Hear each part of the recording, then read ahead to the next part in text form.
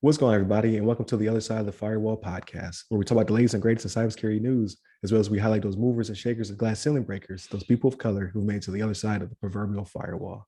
My name is Ryan Williams. As always, I'm joined by Shannon Tynes. What's up? What's up? And LeVon Maynard. Welcome to the show. What is going on? Welcome to Tuesday's episode. So definitely tune in for Monday, where we discuss some really good stuff about just containing the damage of cybersecurity attacks. So that's definitely a good one if you have not listened to it. And then tomorrow, Wednesday, we'll talk about mental health and in our profession. And then Friday, everything else. So definitely tune in for all that stuff. Hit us up on all of our social medias, like, share, subscribe, all that good stuff. But without further ado, I give it to Shannon. All right, everybody. So this article is from threatpost.com, right? And it is by Nate Nelson. And the title of this one is Ransomware Deals Deathblow to 157-year-old College, right? So what this was there was an HBCU that's been operating since 1865, so 157 years, and it had to close after a combination of COVID-19 bringing down membership and ransomware, and it proved too much for it. They just couldn't make it happen, and they actually just closed down.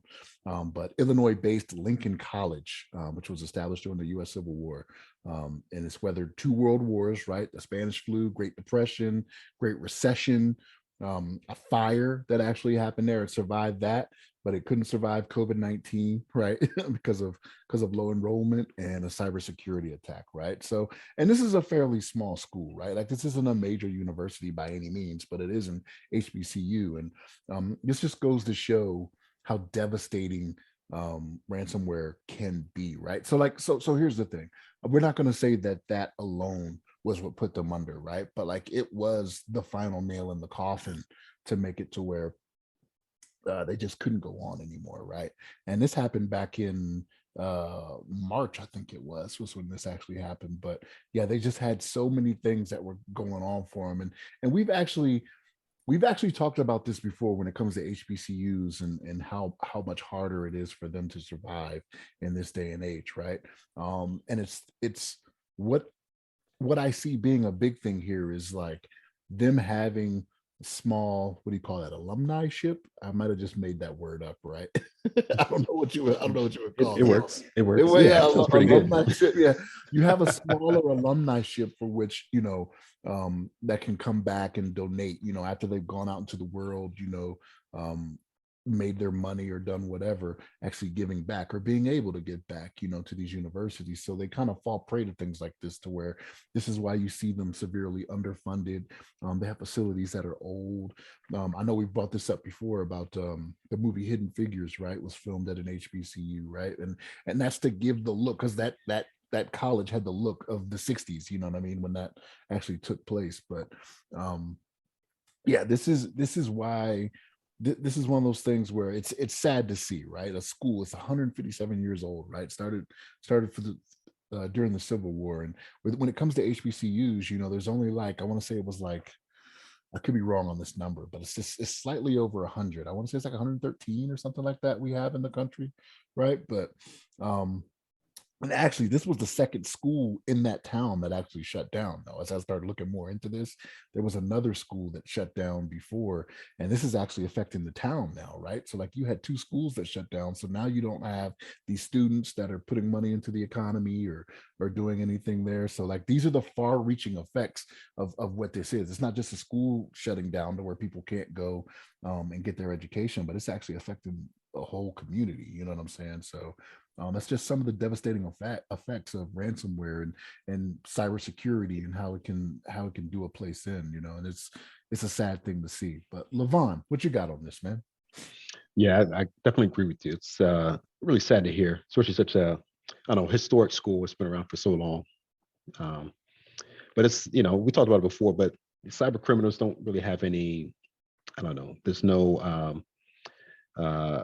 nothing that can't be touched, nothing that they feel, that they hold, that they cherish, that they're not willing to attack, as we've seen with, some previous ransomwares, besides the schools, hospitals, pipelines and food factories, all this kind of stuff. So it's like, there's nothing that's sacred that they won't try to attack. And this is, a prime example. this historic college that's been around for years. But yeah, it's such a shame. But I was looking through the article. It had some information, some good information in here as well, that I was going to touch on. And when they were talking about why cyber criminals target schools, and they talked about schools include not only personal identifying information of students, faculty, and staff, but also PII of parents, donors, and other partners of the school. So it's a treasure trove of data for them. Potentially, you can use that to ransom other institutes, bring them to the knees. So it's like, they have an opportunity to use these schools to get information from these donors, people that have a lot of money.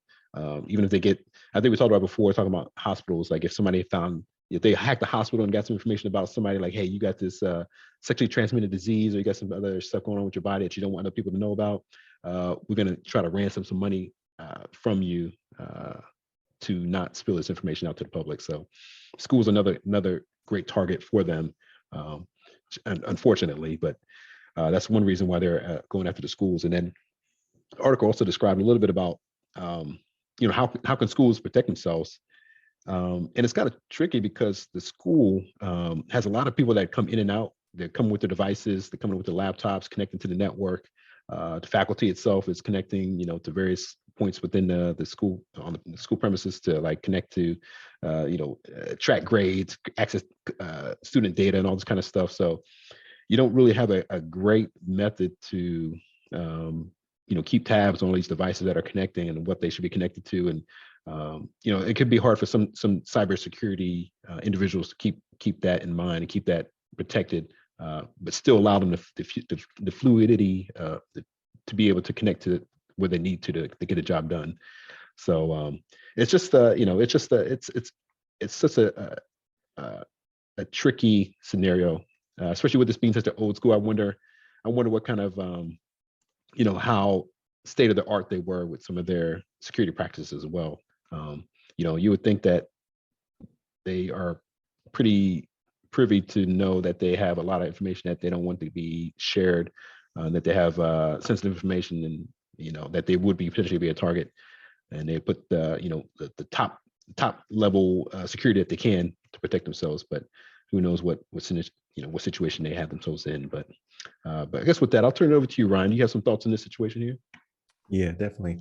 It is a shame, especially they paid the ransom and they still had to close anyway, right? So it says that all systems required for recruitment, retention, and fundraising efforts were made inoperable, which pressured them into paying ransomers $100,000 to get their probably encryption key or whatever to get their data back, and it still took months to recover, which just that was the nail in the coffin, right? And then because of coronavirus, the low enrollment, what have you, and that's, I think that's really impactful to a lot of universities and colleges. So I'm on faculty at the local university here, and I've had a class cancel danger close due to enrollment. It's just people are tired. I mean, people are burnt out right now, so it's kind of hard to get a bunch of people to want to take a class like post pandemic, if that's even what this is right now. So like they're not bringing the money in, they're pushing $100,000 out. They can't, like all those systems are vitally important. So they just couldn't recover from it. And unfortunately, this will probably happen again to a similar sized organization. And it's really nothing you can do about it except for the money that you do have put into those resources to protect them. But again, it's a balancing act. Like who's to say they didn't need that money to do something else, to try to bring in more students? So it's unfortunate. Again, don't pay your ransomers. In this case, they probably felt they had no choice but to do so. But it didn't help. It didn't stop the bleeding, and they eventually had to shut the doors anyway. So it was not, in my opinion, was not worth it.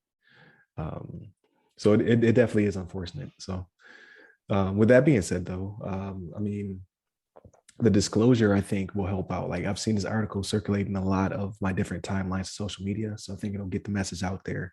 Like, hey, listen, it did not work out for them, so we should also not do this. So I think that might be the only silver lining to the story is like it's a warning to similar sized colleges and universities and what have you. Like, hey, listen, like don't pay them that money. So what this could also do, right, is this could, like, seeing this happen, maybe some of these schools will take advantage. I believe it was SZA, right? I believe it was when we had Gabe on, when they were talking about how they volunteer information for these schools to have better cybersecurity and possibly Right. help them with things. Like, it may, I know we're putting it out there, right? Like, we doing our part trying to put it out there to the masses, right? Just Right. need y'all to listen. You know what's going on over here, other side of the firewall. You know what's up, but no, like, it may steer them in that direction. Like, man, what could we do? And then all of a sudden they start reading up and be like, oh, SZA will help us with this, right? And Right. partnership with the FBI and things like this. Oh, they'll do this for us, or they'll help us with this, or there's these best practices that we have that we could do that don't cost us a lot. So that's the unfortunate benefit of this, right? Like, Right. something drastic like this has to happen for people to get out, to reach out and read and see those other things that are available to them, other tools available to them.